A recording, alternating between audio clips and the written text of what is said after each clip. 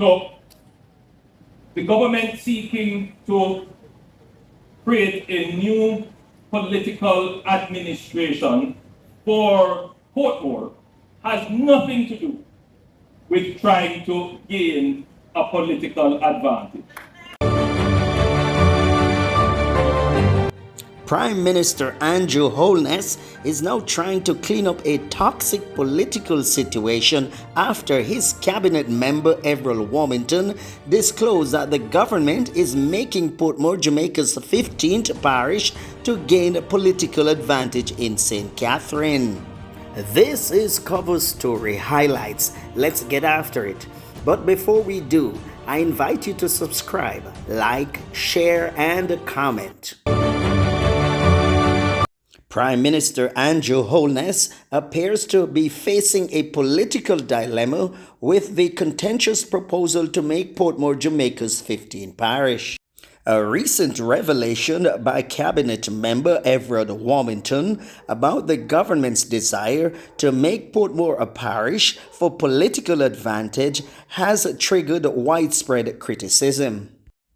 Holness, possibly recognizing the unpopularity of the move, strategically deferred any decision until after the upcoming local government election.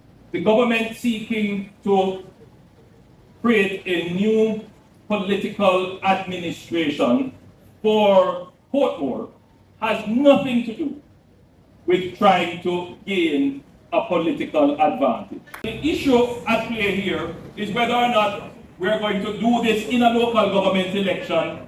No. I said it Sunday, I'll say it again clearly. Our bill is ready to go to Parliament. We were ready for a little while now. We will not take it to Parliament. We will probably go to Parliament, we'll table it, but we will not pass it. Because there is no way that we could seek to establish a parish and it be clouded in political accusation. No. The announcement at the signing of a contract to establish a climate-smart park in Portmore may indicate an attempt to divert attention from the politically sensitive issue.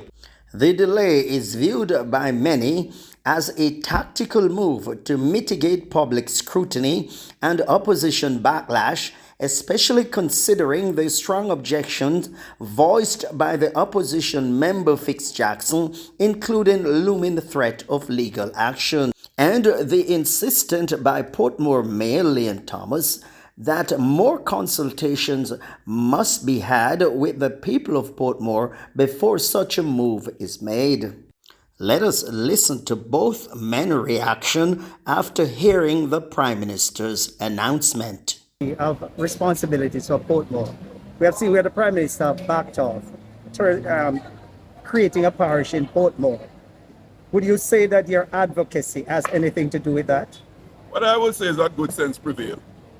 We have always maintained from the beginning that any change to the structure and the boundary ought to involve the people of Portmore, who were central to establishing the municipality in its current form, starting from in the mid-1990s and came into being in 2003.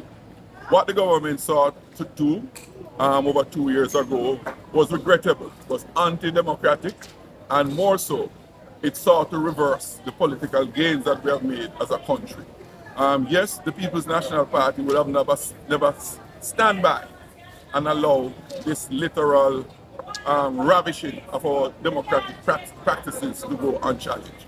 We challenged it, and we are pleased that the Prime Minister, as I said a moment ago, has allowed good sense to prevail and will now present the proposal to allow for proper ventilation, both in the Parliament and most importantly, for deeper consultation with the residents and various stakeholders in Portmore. The area belongs to the people, and the people's voice must be central in any decision that is made. So Mayor, I know that you have been doing a process of consultation with the people. Will this give you more time to complete your consultations? Of course, it will give us more time to have more consultation. to our residents, because that is what they were looking for. That is what they are crawling for, because they believe that they must have a say in whatever decision is going to be taken in regarding to the boundary change.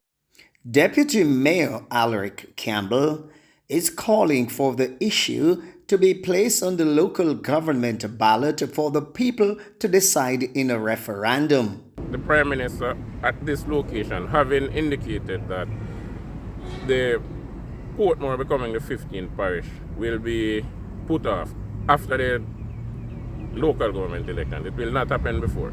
I want to once again make the call that the people must have a say in whether Portmore becomes the 15th parish. And the consultations or the proposed or supposed consultations that were had, we believe, all of us believe that it was inadequate and insufficient.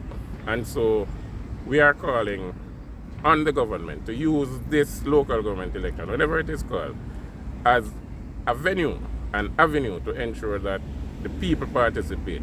So we have always been saying that the question of whether Portmore should become the 15th parish should be placed on the ballots. So for Portmore, we know that the EOJ is quite capable, because they have been, for the last 20 years, been providing that role. So we have 2 ballots in Portmore, one for the council, one for the mayor. You can choose whichever one and put the question on it. Should Portmore become Jamaica's 15th parish? The people will decide. There is a belief, however, that the situation raises questions about Holness's motivations, whether the postponement is a genuine response to concerns or a strategic maneuver to manage the political fallout. The upcoming local government elections will likely play a crucial role in determining the fate of the proposed parish designation and shed light on Holness's true motivations. What is noticeable, however, is a flurry of activities by the Prime Minister in St. Catherine last week, encompassing diverse initiatives such as breaking ground for the building of a 6-story hospital in Spanish Town, the signing of a contract to establish a climate-smart park in Portmore, school visits, road tour, and public service projects. Indications are that this is a concerted effort by the Prime Minister to win back support in St. Catherine, where sources say his internal polling suggests a decline in the Labour Party's support base. St. Catherine Northeast emerges as a particular focal point, with the opposition People's National Party reportedly leading in 3 of the 4 municipal divisions. For the general election, incumbent Kerencia Morrison is said to be facing a formidable competition from newcomer Andreen Higgins.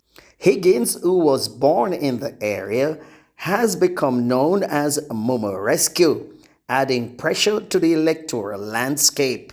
Holness's engagement at the Guys Hill High School unveiled a different narrative as 6 form students posed probing questions reflecting a level of discontent or skepticism. I quoted, we are going to be able to see their windows open or doors open.